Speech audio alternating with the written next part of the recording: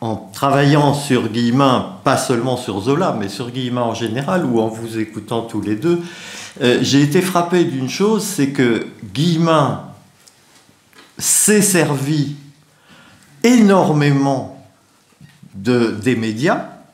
Il a compris dès qu'il a été un petit peu connu quel vecteur ça pouvait être, et il m'a dit à bien des reprises que ses livres se vendaient à peu près à 2000 exemplaires. Il y a bien des auteurs d'aujourd'hui qui en seraient déjà contents, mais enfin, il trouvait ça misérable, alors qu'évidemment, quand il faisait une conférence télévisée à la radio suisse, à la télévision suisse, il avait des milliers d'auditeurs. Donc il avait une très grande conscience de l'importance de la presse, qu'elle soit écrite ou audiovisuelle. Et en revanche, par exemple, dans le cas de Zola, vous venez d'en parler, il ne s'est pas intéressé à Zola journaliste, alors que Zola journaliste, c'est un monde. Il n'a pas dit un mot de ce que dit Zola de la peinture. Il n'a pas, mais parce que Manet et tout ça, ça ne l'intéresse pas. L'art ne l'intéresse qu'à peine. L'art l'intéresse si c'est un document, que ça soit la peinture ou la musique.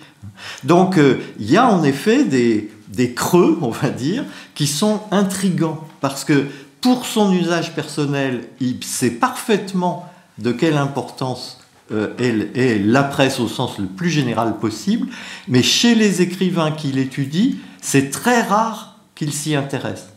Il n'a pas non plus, à ma connaissance, comme ça, en improvisant, travaillé sur Hugo journaliste, alors que Hugo journaliste, il y a aussi de quoi faire. Donc oui. Le contexte, oui. Enfin, c'est une question compliquée. Je donne qu'un élément de réponse. Vous voulez ajouter autre chose ? Oui, non, mais je suis tout à fait d'accord. Enfin, je suis frappé de voir que, effectivement, il ne commente pas du tout au cercle de bibliophiles les derniers volumes, qui sont des volumes qui sont à la fois vous savez, les volumes dans lesquels Zola a recueilli ces articles de journaux en les mettant en ordre. Il y a les romanciers naturalistes, il y a le naturalisme au théâtre, etc.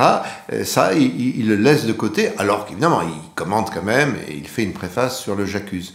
Mais il n'a vu de Zola que ce grand moment de l'affaire Dreyfus. Il ne voit pas le chroniqueur, voilà, il ne voit pas toute cette œuvre de Zola journaliste que, évidemment, au même moment, Mitterrand découvre. Henri Mitterrand découvre, il commence par un petit livre, Henri Mitterrand, sur Zola journaliste, et ses œuvres complètes du cercle du livre précieux, il arrive à les rendre plus complètes, justement, que les autres, que celles du cercle du bibliophile, parce que, avec une amie polonaise qui s'appelait Alina Suwala, il a réussi à faire une grande bibliographie préalable des articles de Zola dans la presse, et ça, il le reprend en retrouvant des textes, il le reprend au cercle du livre précieux, de cette sorte que ces œuvres complètes sont magistrales, quoi, et écrasent, si je puis dire, par le nombre d'inédits qu'elles donnent, les œuvres complètes du cercle du bibliophile.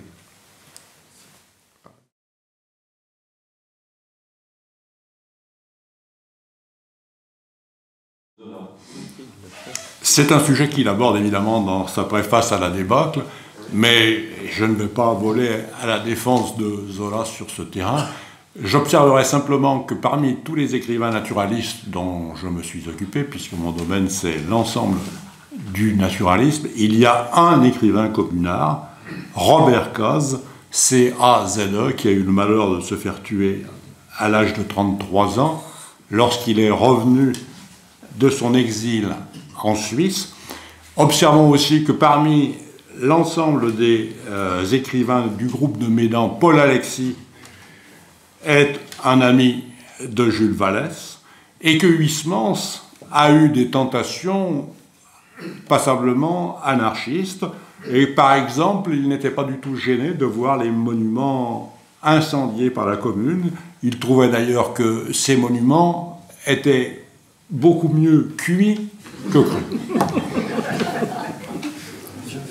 Oui, j'ajouterais juste une remarque. Bon, la première citation que vous avez donnée, elle appartient à un article que Zola, enfin des articles que Zola a pu écrire dans le Sémaphore de Marseille, sans les signer. Hein. Donc on n'est pas sûr quand même qu'il en soit l'auteur. C'est une première remarque.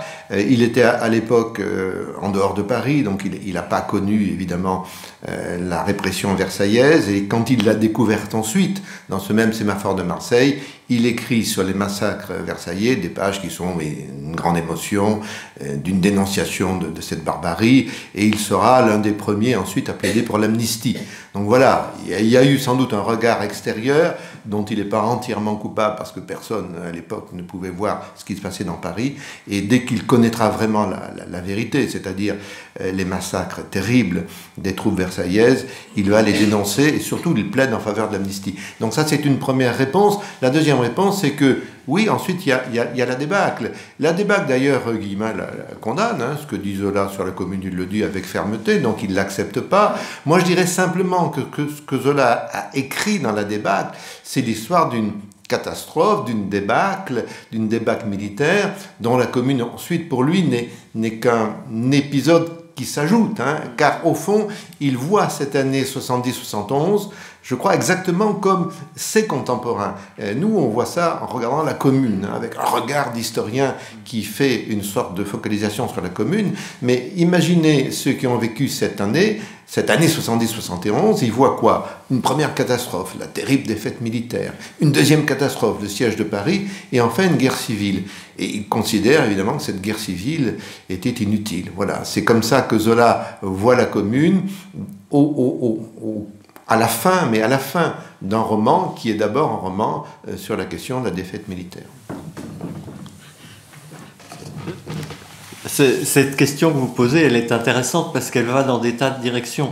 Moi, je crois qu'on peut encore ajouter autre chose, c'est que pour Guillemin, condamnant en effet dans la préface de la débâcle ce que dit Zola de la Commune, c'est un détail gros, parce qu'il y a aussi le refus de dire que Bazaine est un traître, par exemple, c'est un détail important d'un ensemble plus vaste qui visiblement intéresse Guillemin peut-être au-delà de ce qu'il faudrait, qui est le désir de Zola d'entrer à l'Académie française.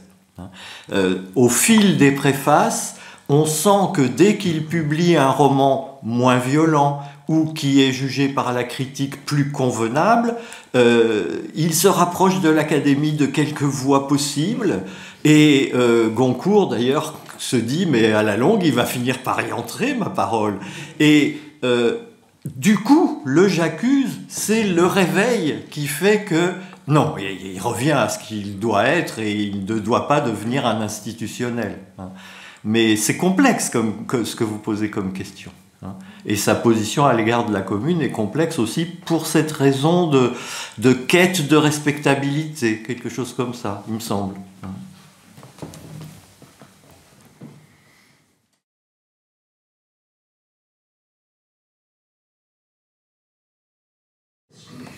Non, je pense qu'on peut dire aujourd'hui que l'œuvre de Zola est lue. Et bon, alors, il y a deux choses. Il y a d'une part, est-ce qu'elle est lue par l'ensemble des lecteurs? Et deuxièmement, est-ce qu'elle est lue par la critique universitaire?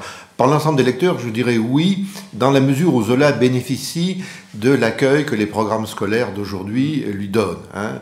Au fond, Zola est considéré comme une sorte de romancier classique, comme Balzac, peut-être encore plus lisible que Flaubert ou Balzac, et donc les professeurs utilisent l'œuvre de Zola comme une œuvre qui leur permet d'enseigner à leurs élèves ce qu'est le roman, hein, le roman réaliste, le roman avec sa construction, des descriptions, des personnages, etc.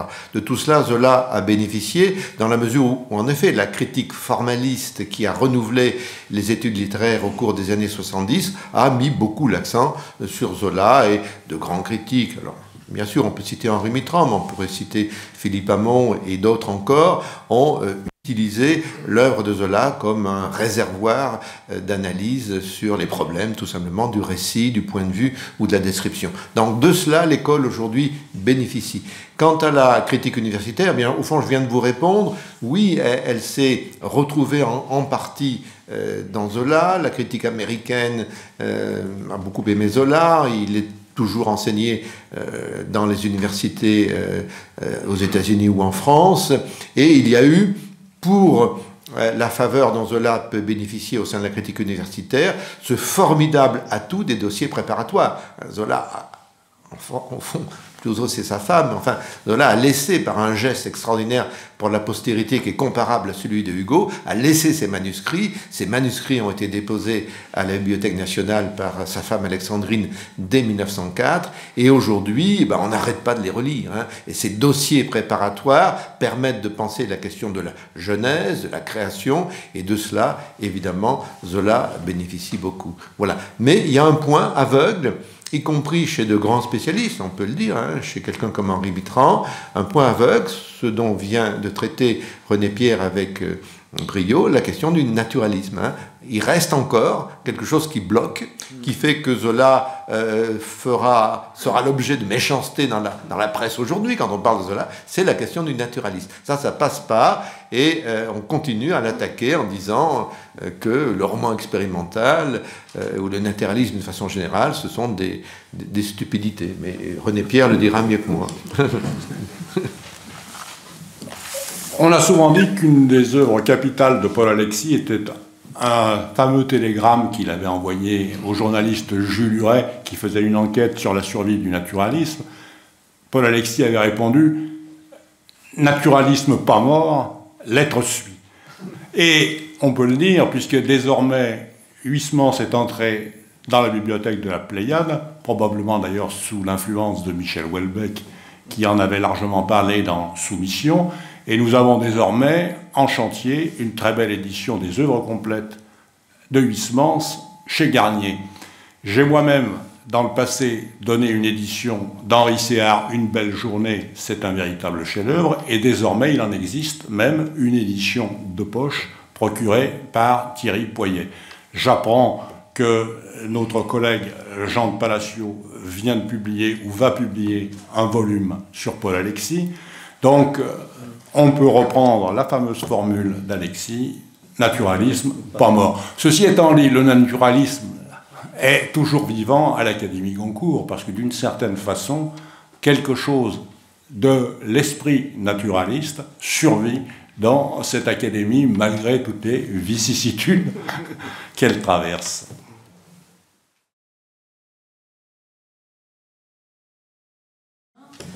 Vous avez piqué notre curiosité en parlant du secret. Le secret de Zola. Pourrait être dévoilé, s'il vous plaît. Tout à fait, nous y voici. Guillemin écrit cette chose assez extraordinaire. Dans toute l'œuvre de Zola, jamais, nulle part, d'hymne à la volupté. Et, ajoute-t-il, le Zola de fécondité, un des 4 évangiles, 3 seuls ont paru, puisque Justice n'a pas pu paraître, et le Zola de fécondité est pire que l'Église catholique dans sa condamnation de la sexualité non procréatrice. Il est de fait que Zola souhaitait des familles ayant chacune 12 enfants pour crier leur joie à la face du soleil. Et Guillemin de conclure brutalement, et c'est une formule difficile à avaler, la réponse de Zola à la sexualité est le vomissement. Pour Guillemin, Zola porte en secret une blessure, je cite, « une blessure incurable, son initiation à la vie sexuelle ayant été l'œuvre de cette prostituée à laquelle il avait rendu service à 20 ans dans le sinistre hôtel de la rue Soufflot où l'un et l'autre habitaient. » En somme, Guillemin prend absolument au pied de la lettre la confession de Claude, dont il fait d'une certaine façon une œuvre capitale de Zola, ce qui est quand même beaucoup dire. C'est une œuvre de jeunesse qui date de 1865. Il y avait chez Guillemin une sorte de réticence avec ce domaine. Je lui avais envoyé un de mes volumes, et dans un de ces volumes, Zola, René Gazé-Allier, j'avais choisi une illustration sur le chapitre concernant la prostitution, une illustration de Forain où on voyait un Zola gras à son bureau, avec derrière lui une nana en petite tenue qui lui disait « Dis donc, Émile, quand on sera de l'Académie, tu leur donneras mon adresse. » Et voici ce que m'a écrit Guillemin pour me remercier. Voilà, je passe. « Les illustrations sont précieuses. Celle odieuse, bien entendu, de Forain est très instructive. » Pour ma part, j'avais trouvé ça tout simplement rigolo. Nous étions très jeunes dans l'esprit d'Harakiri, mais pour Guillemin, manifestement, ça passait beaucoup moins.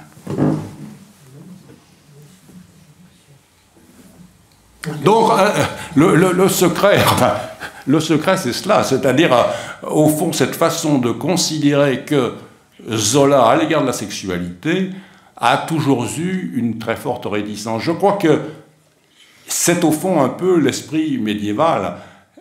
Zola a parfaitement compris qu'il y a dans la sexualité comme une manière de gouffre.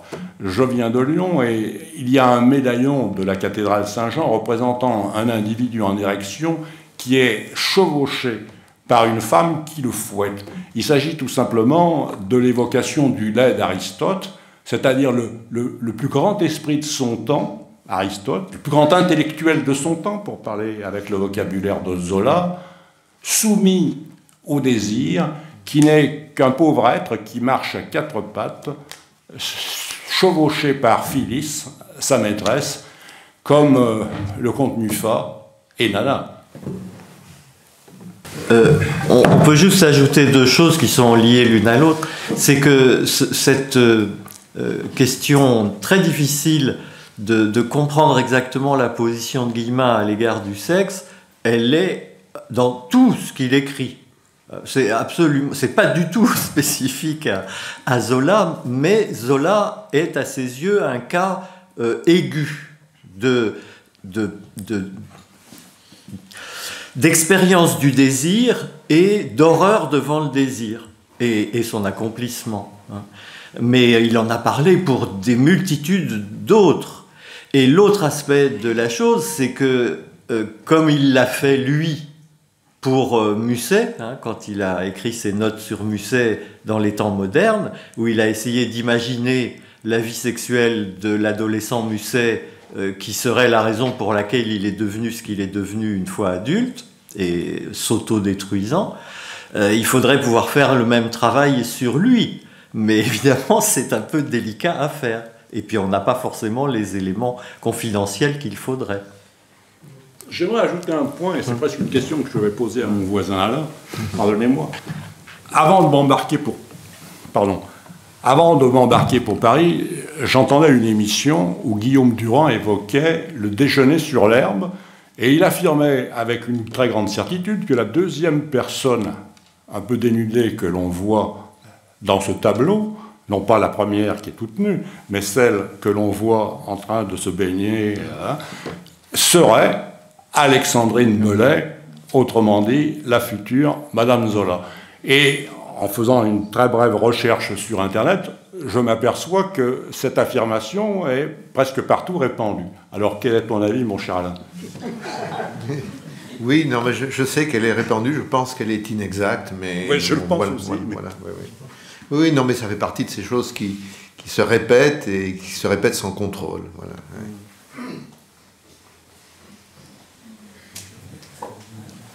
Non, mais écoutez, moi je vous remercie, comme René Pierre, je remercie l'association des amis d'Henri Guillemin d'avoir eu cette idée pour les 120 ans de la disparition de Zola. D'ailleurs, quelques émissions de radio ont pu évoquer à nouveau, à l'occasion de ces 120 ans, le problème de la mort de Zola, qui reste un des problèmes importants dont on peut parler. Je vous renvoie aux émissions de France Culture si vous voulez approfondir cette question qui ont eu lieu et que vous pouvez trouver en rediffusion, comme on dit, en podcast sur le site de France Culture. Donc merci de nous avoir invités, René Pierre et moi, et puis merci effectivement d'avoir cette idée double d'un colloque sur Zola d'abord, ou le naturalisme, et d'un colloque sur l'affaire Dreyfus. Donc l'année prochaine, je pense que c'est important de revenir à cette relation double que Guillemin a eue avec Zola, le romancier et évidemment l'homme de l'affaire Dreyfus, à travers ce livre extraordinaire, L'énigme Esterhazy, dont on reparlera évidemment dans un an. Merci à tous. Merci.